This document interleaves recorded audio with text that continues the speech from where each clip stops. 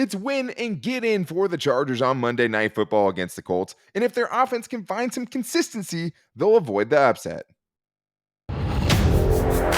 You are Locked On Chargers, your daily podcast on the Los Angeles Chargers, part of the Locked On Podcast Network, your team every day.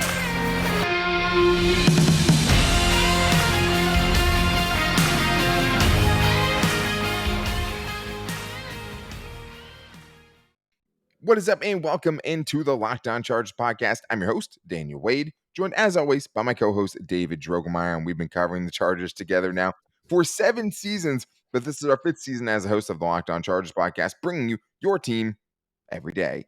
Thank you guys so much for making us your first listen on this game day Monday Night Football. And to make sure you never miss the show, go subscribe to the Locked On Chargers YouTube channel and also follow the show for free wherever you get your podcast from. You're definitely going to want to make sure you're subscribed because we will also be back later tonight with our post-game show live after the Chargers hopefully can clinch a playoff spot tonight against the Indianapolis Colts, against the team, David, they absolutely should beat. And I think the offense needs to find their consistency in this game, right? The third quarter, obviously terrible, but just an overall lack of consistency going up against a team that's given up 46.5 points per game over their last 2 games. And they need to get it together for this one. Hopefully they can even find a running game, right? That would be a great thing to see.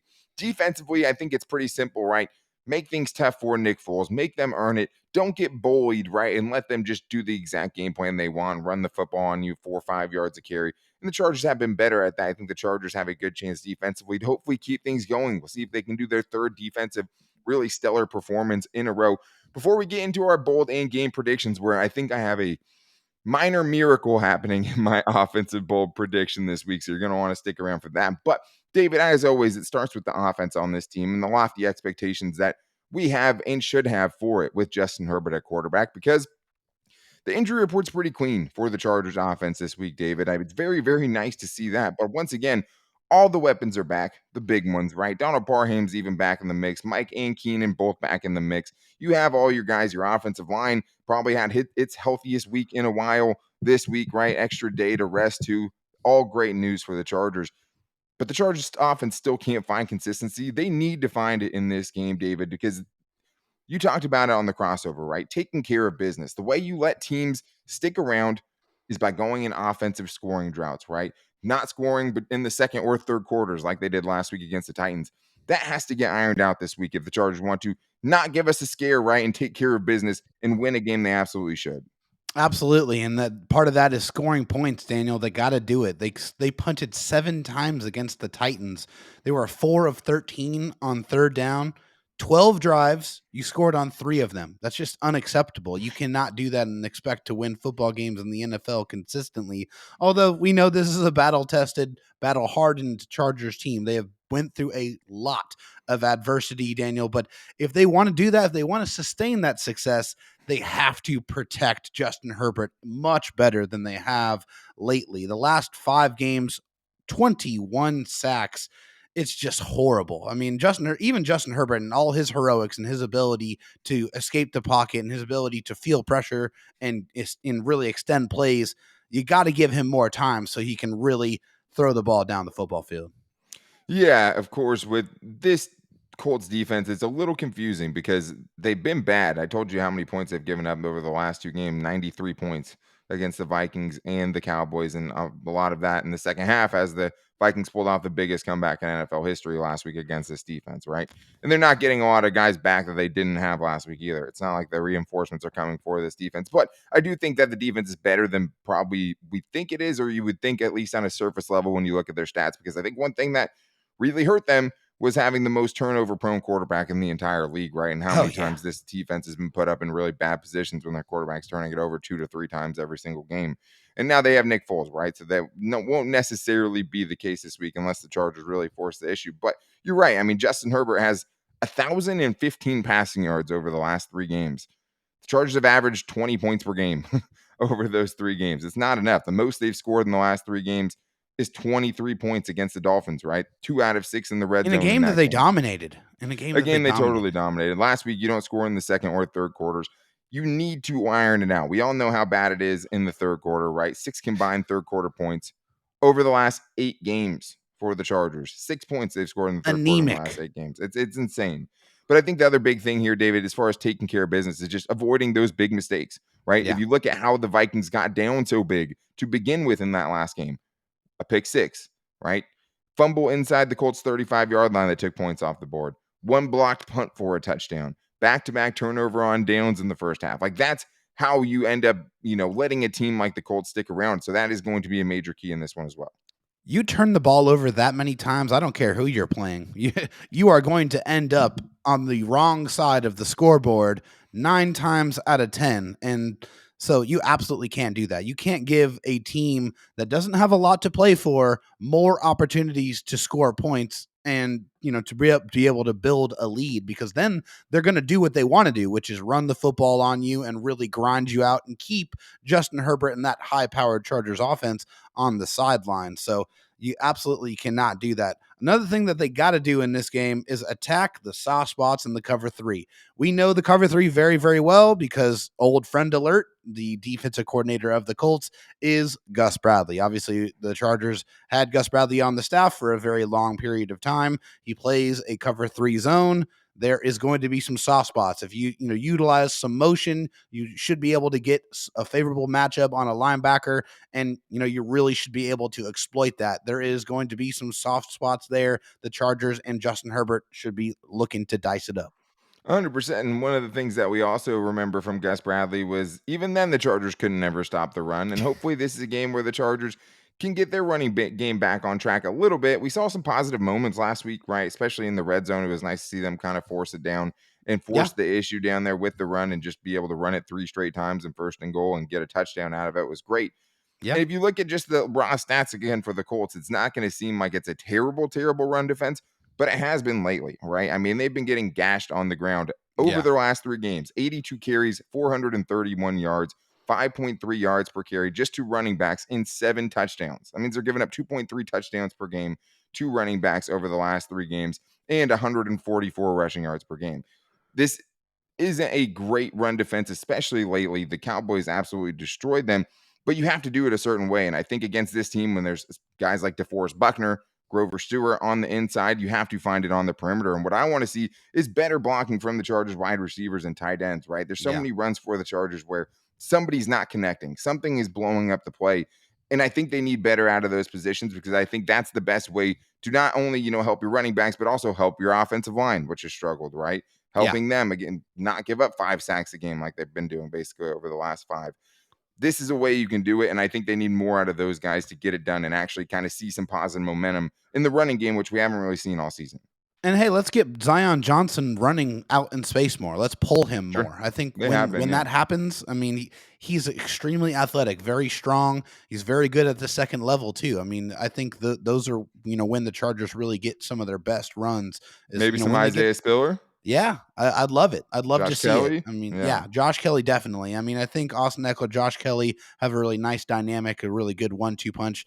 And hey, if the Chargers get up here, I'd like to see Isaiah Spiller get in there and get some touches as well. I mean, keep Austin Ekeler fresh. That's going to be part of it. Also, when you're looking at the secondaries, I want you to find Julian Blackmon. And I want you to target him incessantly in this game. Yeah. I mean, against the Vikings, especially in the second half, but just against the Vikings in general, 6 receptions on 8 targets, 123 yards and a touchdown. And I mean, he got absolutely cooked in that game. And of course, Justin Jefferson is one of those guys that he was going up against. But it Yeah. wasn't just Justin Jefferson, okay? Didn't really matter who was lining up in front of him. Also, the linebacker Franklin did not have a great day either. 7 of 8 given up 149 yards. So if you see those 2 guys, that is a matchup that is definitely in your favor, and the Chargers should be looking to make the most of it.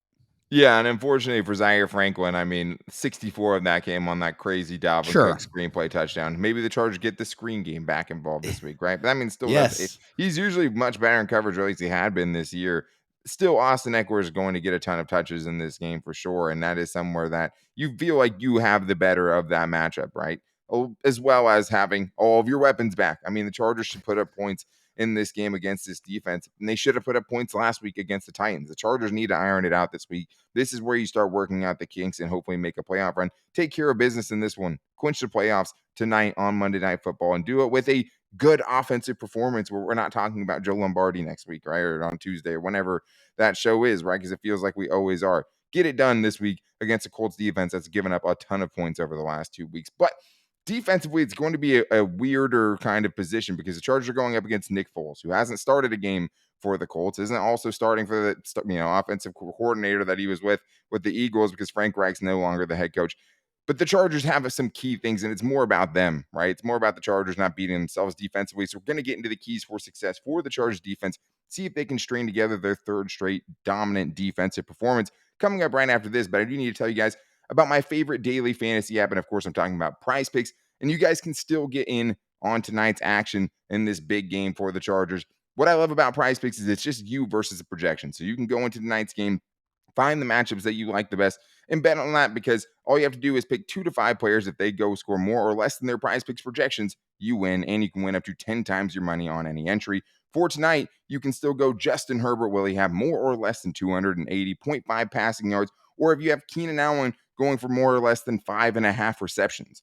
Man, it feels like Keenan Allen does that every single week. Maybe he's getting some Stephon Gilmore this week, though, so we'll see. But PrizePicks offers projections not only for the NFL, but also for the NBA, MLB, NHL, golf, MMA, college football. Whatever you're looking for, you can find it on PrizePicks and pick projections, and you can win some money, most importantly. It's operational in over 30 states in Canada, safe and fast withdrawal, so all you have to do, go to the PrizePicks app or go to PrizePicks.com to sign up and play daily fantasy sports today. First-time users can receive a 100% instant deposit match up to $100 when they use the promo code Locked On. That means you put in 100, they'll give you 100. If you put in 50, they'll give you 50. Don't forget to use that promo code Locked On and sign up for an instant deposit match up to $100.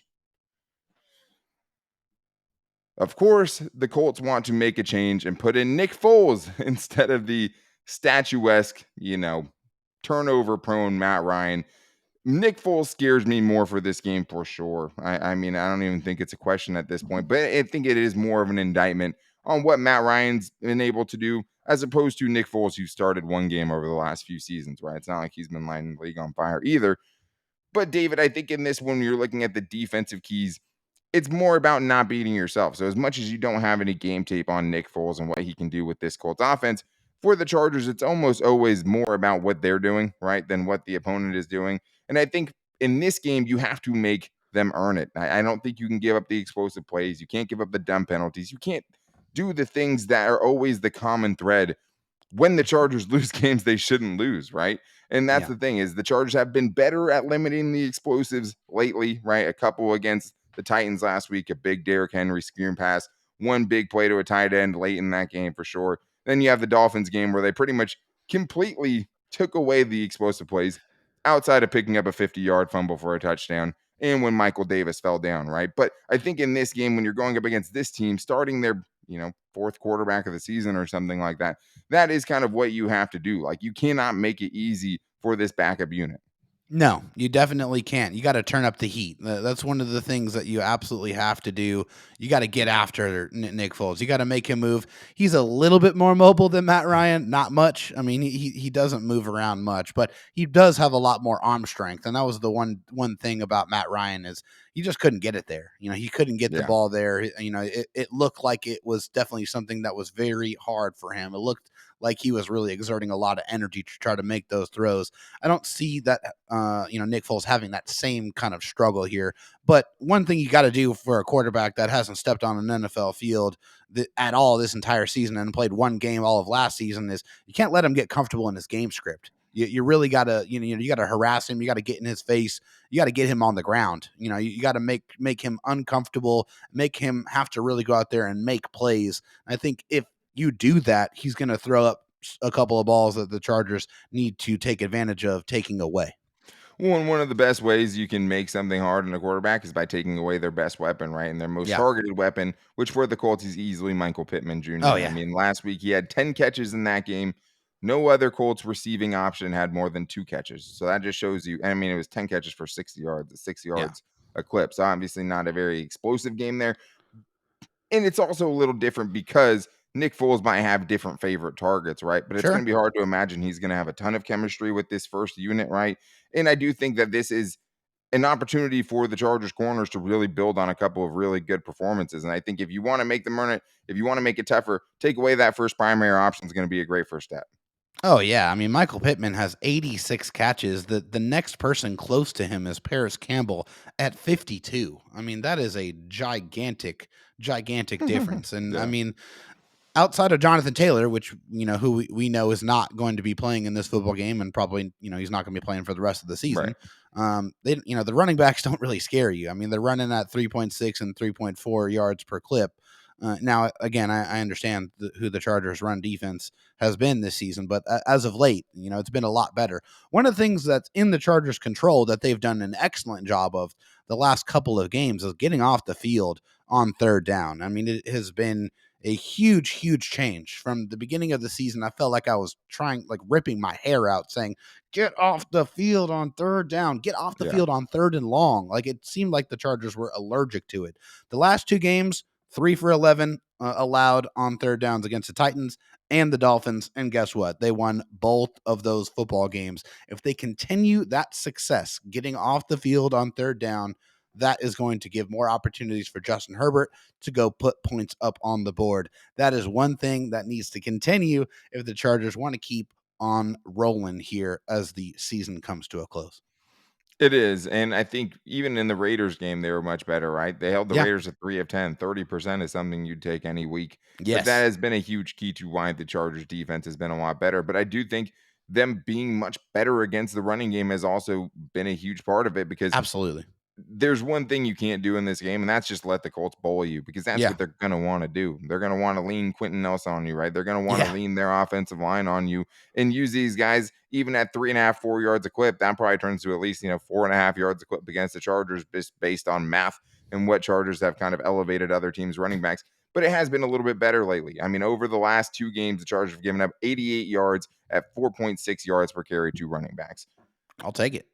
The 4.6 is obviously not a great number, but when you're basically subtracting a yard from your Yeah. season's average, that's a huge, gigantic improvement, right? Yes. That is a huge step in the right direction for the Chargers run defense. And we've seen it in both of these last two good defensive performances. And the other thing that does gets you in those favorable third down, situations. And there's no Jonathan Taylor. There's like if Jonathan Taylor ran for, a buck 40, you would understand it because Jonathan Taylor, at least you've seen that from him Yeah. in the league, right? But they Right. don't have those guys. The guys they No. do have are pretty average.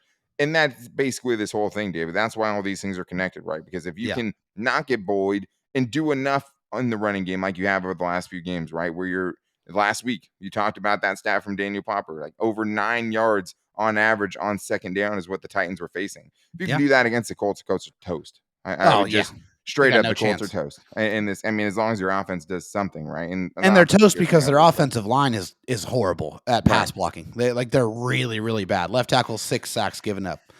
Left guard, Yeah, 3 sacks given up. Center, 5 sacks given up. I mean, right guard, they've had 4 different guys rotate in sure. at right guard.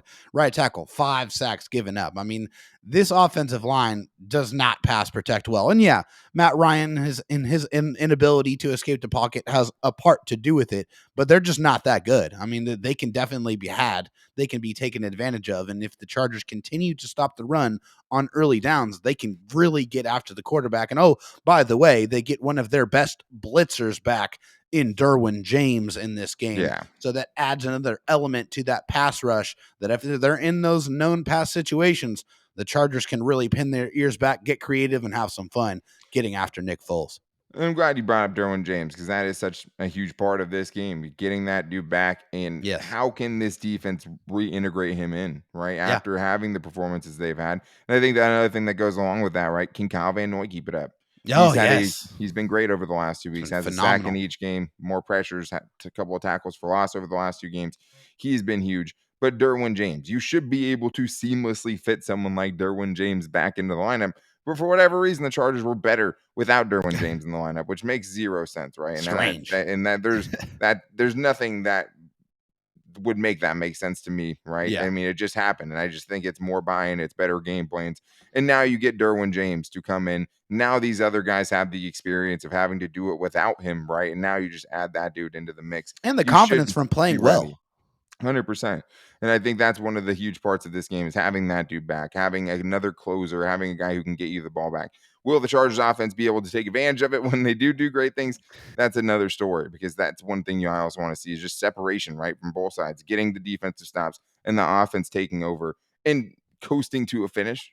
No, Yes. that'll never happen. It just won't happen. They didn't even do it against the Texans. They needed a late touchdown to, it was a 3-point game late in that fourth quarter. People forget. Can they do it this week? We hope so. And we're going to tell you if we think it's going to happen coming up after this when we get into our game predictions. And I predict the Chargers do something miraculous, right? Something truly heroic in this game offensively. We're going to get into that coming up right after this. But I do actually have a very serious message to tell you guys. And it is, everyone's had that moment where you're hanging out with friends, putting back a few drinks, and a few becomes too many, especially during the holiday season. I mean, it's really tough. As the evening comes to an end, people start to head out and you think of calling for a ride. But no, you live nearby. You'll be fine. You can make it home okay. It's no big deal. What are the odds you get pulled over anyway? And even so, what's the worst that can happen? Your insurance goes up. You lose your license. You lose your job. You total your car. You kill someone. That's how important this is, guys. I mean, it is life or death. Everyone knows the risks of driving drunk. The results are tragic and often deadly. However, that still doesn't stop everyone from getting behind the wheel while under the influence. That's why police officers are out there right now looking for impaired drivers on our roads to save lives. So if you think you're okay to drive after a few drinks, think again. Play it safe. Plan ahead of time to get a ride. It only takes one mistake to change your life. It's literally never worth it. You can change your life, change someone else's life forever. Drive sober or get pulled over. Now it's time for the predictions. So I'll lay it out here, David, because there's just no chance that you have the same offensive bowl prediction that I do. So let's get into our offensive and our defensive bowl predictions for this one before getting into who we think is going to take the cake and win this game. And if the Chargers will finally clinch a playoff spot after, clinging to life support only a couple of weeks ago. So, David, when you're looking at the offensive side of things in this one, where are you going with your offensive bowl prediction? Well, I'm going with a guy who lights up zone coverage, that really has a natural knack for finding the soft spots in the zone. And of course, I'm talking about the route running savant, Keenan Allen. I think we have a huge game from Keenan in this one. I think it's going to be 13 receptions, 140 Wow. yards, and a touchdown for Keenan Allen. That is bold. I'm interested to see how much Stephon Gilmore he gets in this game, because Stephon Gilmore still has it. I mean, that was Oh yeah, I mean he's been fantastic, he's but been Mike really, really Williams, good. who you going to cover? Sure, of course. And I think they both should get their chances in this game. And I do think, especially if you're going in the slot, if they are lining up Keenan Allen in the slot and they're not willing to put Stephon Gilmore out there, which they haven't been, right? He's the guy that stays outside and works the cover three, whatever. I mean, he should have a great matchup. Kenny Moore is a Pro Bowl player that's not going to be out there for them, right? He's a really, really good nickel corner who comes up and is really good in run support as well. He's not out there, and he's not going to be able to cover Keenan Allen on these big downs. That is a matchup I like a ton, and still not even close to as bold as what my prediction is. So, Let's hear it. offensively for this game, everyone brace yourselves, right? Find something to hold on to. Sit down if you're standing up. The Chargers will score a third quarter touchdown in this game. No way. No. I said sorry. it. I said what I said. I'm going bold on today's show. A third quarter touchdown will be had for the Chargers this week for the first time since. Some people keep saying week 6. It's not week 6. They did not score a third quarter touchdown against the Broncos. It was against the Browns in week 5. Week 6 5. combined points in the third quarter. 2 field goals for the Chargers in the third quarter. Over the last 8 games is what we're talking about. Horrible. Offensive ineptitude. But they're going up against a team who gave up 36 second half points last week, who gave up 33 second half points against the Cowboys the week before that. It was like all in the fourth quarter, too. Well, yeah. I mean, don't tell people that because I'm trying to talk about the third quarter right now. Either way, this is a team that's reeling, obviously. Doesn't have much to play for at this point and has gotten beaten down in the second half. They're much more of a first half team. Yeah. I think the Chargers break the spell this week and score a third quarter touchdown. The stars have aligned. Maybe we can actually see, lightning strike twice. There is nothing more that I want to see put to bed than this third quarter scoring charade. The Chargers scored 28 points in the third quarter. No, I'm not that bold. I would never do that. All right, let's go to the defensive side of things here, David, which is a weird game like with Nick Foles. I mean, I don't want to see obviously any Nick Foles MVP of the Super Bowl game in this one. How did the Chargers defense stop it? Who's going to go off?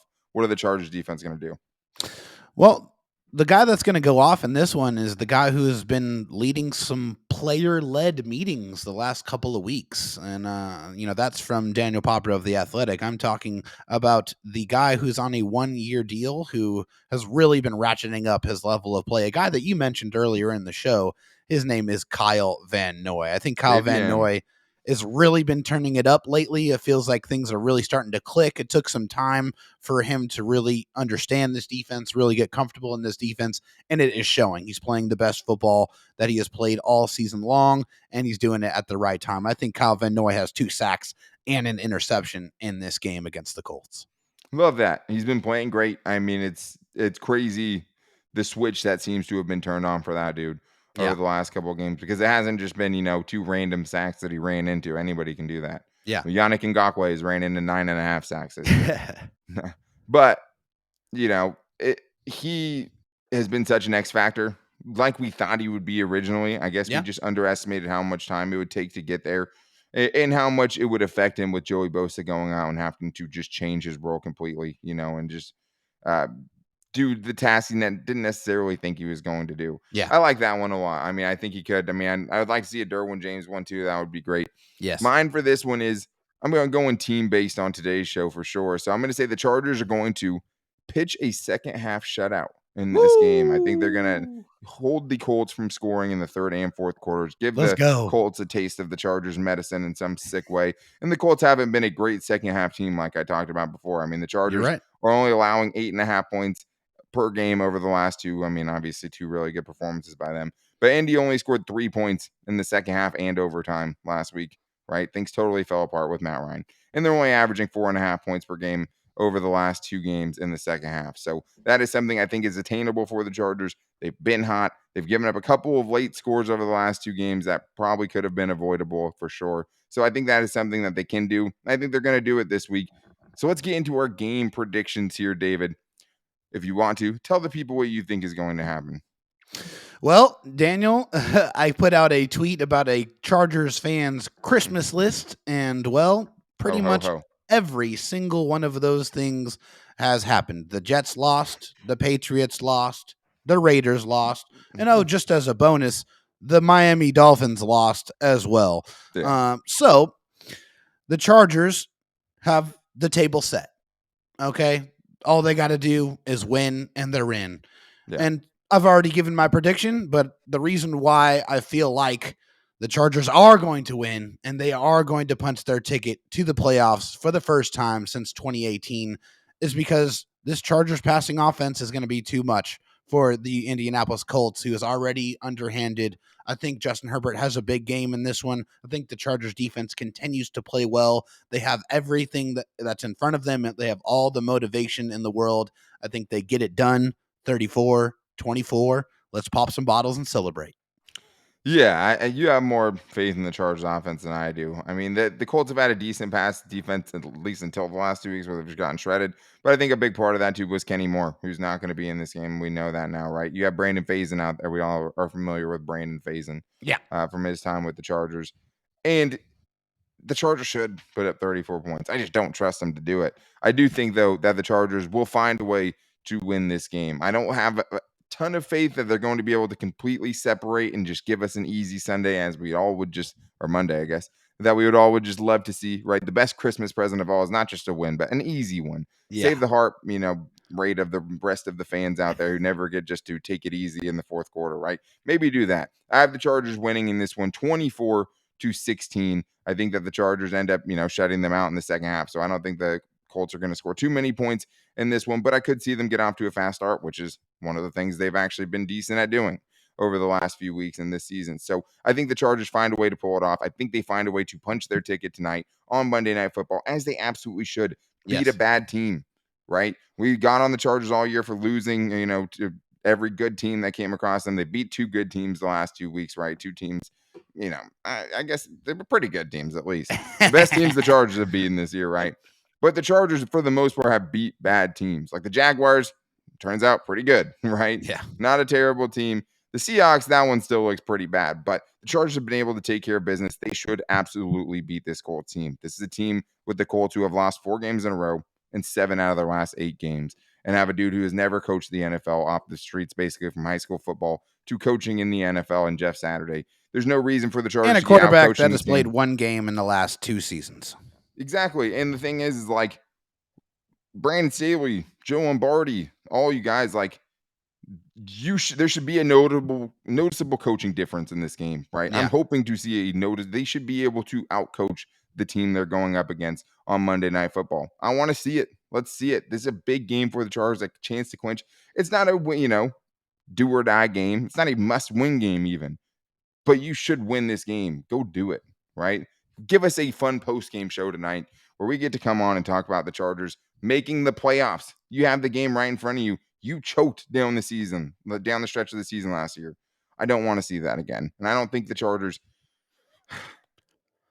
I have to hope the Chargers can get this done against a bad team tonight. I have to. Handle your They business. need to. They've been playing well lately, especially defensively. Go handle your business, get a big win, and then be back here for the Locked On Chargers post-game show. And make sure you don't miss it, guys. Go subscribe to the Locked On Chargers YouTube channel, and we also post it out to all of our social media. So if you want to follow us on Twitter, you can follow the show at Locked On LAC. You can find me on Twitter at Dan Talk Sports and David Drogemeyer on Twitter at DroTalk SD. And you can also find the show on Instagram at Locked On Chargers and on our Locked On Chargers Facebook page. Thank you guys for checking out today's show, as always, and making us your first listen. To make sure you never miss the show, you can also subscribe or follow wherever you get your podcast from, whether that's Spotify, Apple Podcasts, or wherever. You can always find us there for free Monday through Friday, especially, when it's not Christmas time and all of that.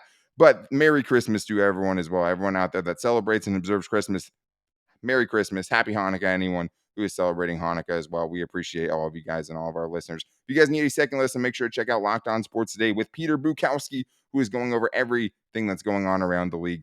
And they covered the league the only way that Locked On knows how, right? Local experts on every team telling you up-to-date everything for everything going on around the NFL. So make sure you guys check that out if you need a way to keep up with everything else. But Merry Christmas again. Let's go see the Chargers get it done on Monday Night Football, right? Because I had to go just watch the Rams game. I'd like to see it just locked up by next week when that happens. So I'll see you guys next week at the stadium, but I'll see you guys also tonight after the game, Monday Night Football. Hopefully the Chargers can get it done. But until then, take it easy and go Bolts.